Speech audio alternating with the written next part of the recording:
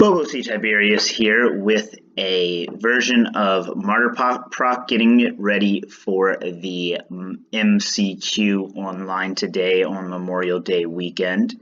It is an MCQ for Barcelona, and we were going to play Soul Sisters in it.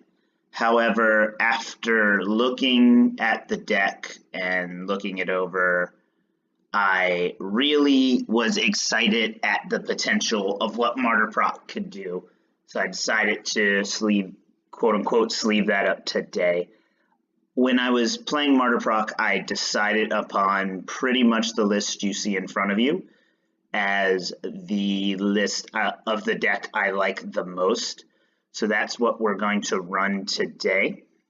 There are a couple tweaks to it from the last time you saw it, and I want to go over those very briefly. The first one is in the land package. We did add one Blast Zone. Blast Zone as an EE seems very, very, very good. There are a lot of matchups where we're sitting on mana and doing really nothing with it before we've hit Emeria mana. So getting a Blast Zone in those situations feels very, very, very good. It does make it harder to activate Emeria. So we're at only 9 planes in the deck now.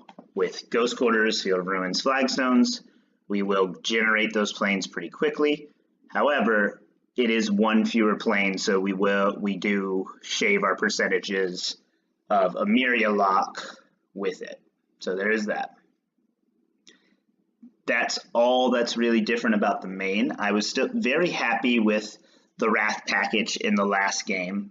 In the last set of games, I think 5 mana for Wraths is still perfectly fine, especially if you can use Rune Halo as a way to block, basically be a chump blocker in the matchups where you need it. It can name Phoenix, it can name Prized Amalgam, it can name a lot of stuff that you would otherwise need to remove with a Path to Exile. So it does act as pseudo removal, I think, in the deck. 3 Gideon is still something we're very happy with to be unfair, and then the instant speed Archangel that can also be a Wrath is very strong. A couple changes in the sideboard here. We are keeping the Sun Titan and the Elspeth. The more I look at them, the more I'm like, are they really necessary? Do we really need them? But I think being able to look at a deck like Blue-White Control, where if they resolve, they will take over, if we can spend our first couple turns kind of pressuring them to get their counters out of their deck, and then play a Sun Titan or an Elspeth, we're in really, really fantastic shape. I also think it's important to have those, to be able to side into those where Ghostly Prison is a little weak in, say, the Jund or Junk matchup.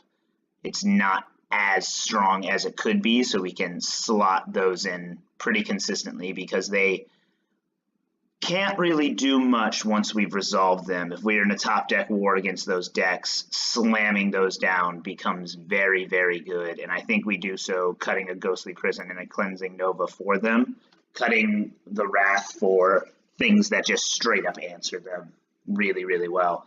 Seems like a good play. So Elspeth being a Wrath for those decks, it can be just as good. We'll see. I'm interested in it. We also dropped a Stony Silence for an Aven Mindcensor. That is pretty much strictly a hedge against decks like Amulet Titan and Coco combo.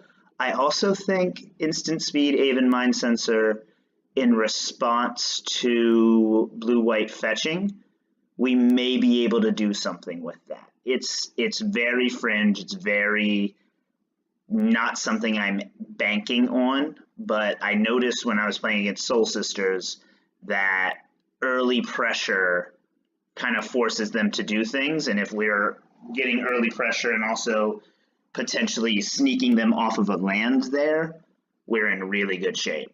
So we're going to try it. We also brought in Celestial Purge. Now, a lot of people will run Cast Out or Oblivion Ring type effects for that, especially with Sun Titan, because Sun Titan can get back an Oblivion Ring. I think these are just better.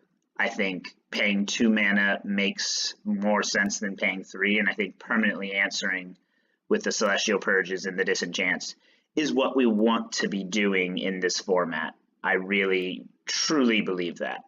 So we're going to try this in the MCQ for Barcelona here on Memorial Day. Let's hope we do well. Let's hope we can finally show YouTube what this deck is doing, maybe get some people on it. It keeps popping up every now and then, doing really well at a tournament, so maybe we'll run hot today, get some good matchups, and make something happen. I will see you in the first video.